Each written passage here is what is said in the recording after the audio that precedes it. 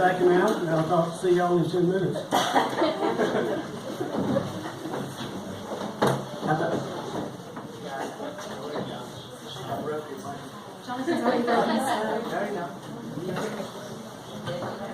Testing. Yes, I'm Debbie Ballard. I live behind Ellen Woodside School. I want to know, in your career that you do now, how are you going to take it to the State House and use what you're doing now and make this country better than it is now? It's just a breakdown, which is real grateful. All right. Sure. I work with one of the biggest conglomerations in Greenville County. I'm probably going to make some of y'all mad. I work at GHS. We are buying out every small doctor's office in Greenville County, all the way down to Lexington County. I might lose my job for this, but it's a horrible system. And I think it's something that needs to be changed and it needs to be worked on. We started this country as small businesses, like Happy Cow Creamery. And all of a sudden, you can't even choose your own health care provider because you have to go to who your insurance will pay for. And you have to go in network. And you know, it's just a lot of red tape that we don't need, and you don't need it. We don't need it, you don't need it. So, with that being said, I've seen the ins and outs of this. I've seen the mama who's had 6 Medicaid babies pregnant with her 7th. I've seen the illegal immigrants here that continue to have children that we continue to give aid to. But yet, when my husband lost his job 10 years ago, we didn't qualify for anything because our house was valued at too much. Now, we couldn't afford groceries, but our house was valued at too much. There has to be an accountability system. First of all, I would completely eradicate DSS. Totally. Wipe them out. They're ineffective. They are not doing their jobs. And the reason why they can't is because we have a system of users. You don't have to work. You can get your disability. Now, you can go ride your 4-wheeler down Highway 25 and say you have a back problem because we don't have enough people working the people that are working the system. It's costing us a lot of money, so let's stop it. There needs to be time limits put on welfares. There needs to be time limits on what we're putting on everything from food to welfare. Disability, I understand. There are people who truly need disability, who truly have a disability. But those that don't, we need to stop it.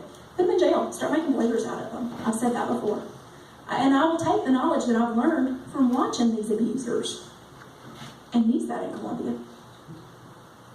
Yeah, there was one thing that I wanted to talk about before I got to your question, but I'll be right back to that question. And it was what you had asked about earlier about the nullification of federal laws. Don't think for a second that I'm a fan of Obamacare. I didn't want that. I know that might have came out that way, but that's not what I was trying to say. I was just trying to say that there was a certain way in federalism, the way the government's set up, that there's only so much you can do in that type of system when something like that has happened. And you know, I just wanted that to be clear before I went any farther. And Ms. Ballard, can you repeat for me what your question was one more time? I am so sorry. Yes. In your what you do for a job or your education, how can you bring that to Columbia, some of that you have learned in your education, to Columbia to help this nation? All right, I like this question a lot. And here's what I can do. All right, I have a bachelor's degree from Lander in political science. I've loved government my whole life, and I've had a lot of different experiences. I haven't done just one particular career. I've had a career. I worked at Harris Cherokee Casino for a little while. I've worked as a whitewater rafting guide. I've worked on a farm. My very first job was actually on a dairy farm when I was a kid, and actually sold my first project cows to Mr. Tom Trantham. So we have kind of a connection with the Trantham family. But you know, I believe that an effective representative has to kind of come from a bunch of different background. You can't just have a bunch of lawyers and a bunch of, so you got to have a representative government in its truest sense. Should have farmers, should have realtors, should have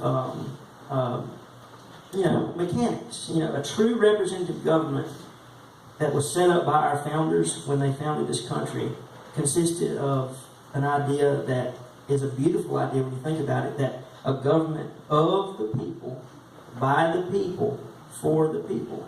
So you have to have a bunch of different people coming from a bunch of different backgrounds to be able to affect real change, and I believe that I could bring that because, like I said, I've had a lot of different experiences. Thank you. We need more farms. There you go. Now.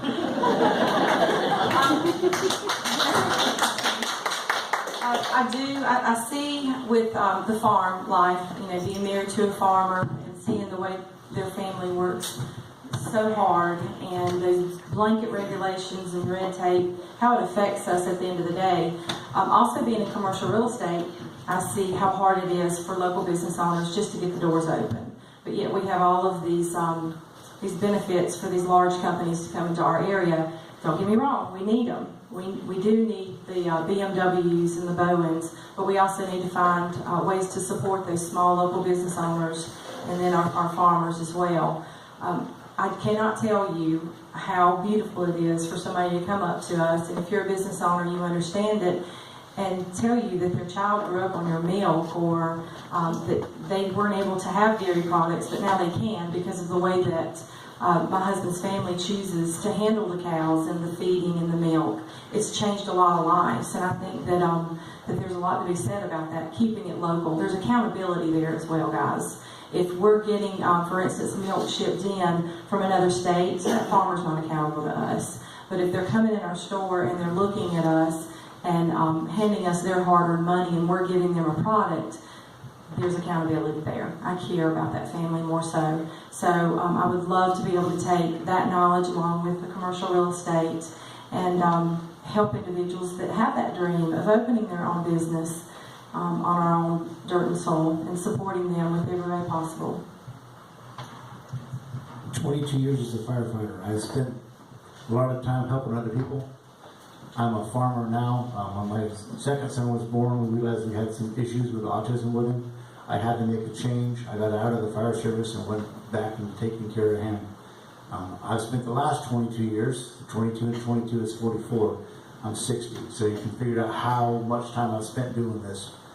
The last 22 years I've spent trying to find a way to help get Christopher squared away, because right now there's not a whole bunch of programs or plans to help seniors in South Carolina or special needs adults or special needs children. So we need to have a plan. Do I want to put a bunch of money into it right now? No, but we need to have a direction to go. Because one of these days that Titanic is going to hit the ice cube when you have, it's a great iceberg, but they said it was an ice cube. No big deal. When you have 168 kids with autism that are being born now, a year, and you stop and add 10 years, 20 years, and all of a sudden those parents can't take care of that child anymore, and all of a sudden the state's going to be responsible for it, and we have no direction or plan for it, we're going to have a major wake-up call. If you think the Department of DOT is in ugly shape, or education, when that happens, you're going to really have a problem, because these are adults that we think are going to take care of themselves, and they cannot. Well, that took 10 minutes. I want to thank you, candidates, for being so succinct and to the point. And I would like to thank the audience for being so attentive. I really appreciate that. One thing I think we've all learned tonight is we've got 4 pretty good candidates, and we're going to be well represented no matter who is elected from us. I believe that's about all we have to say tonight. We can get out of here in a decent time, but I certainly appreciate the questions. I appreciate the candidates' responses and their respect for each other, and I appreciate the audience's attentiveness and respect for the candidates as well. So that concludes. Thank you.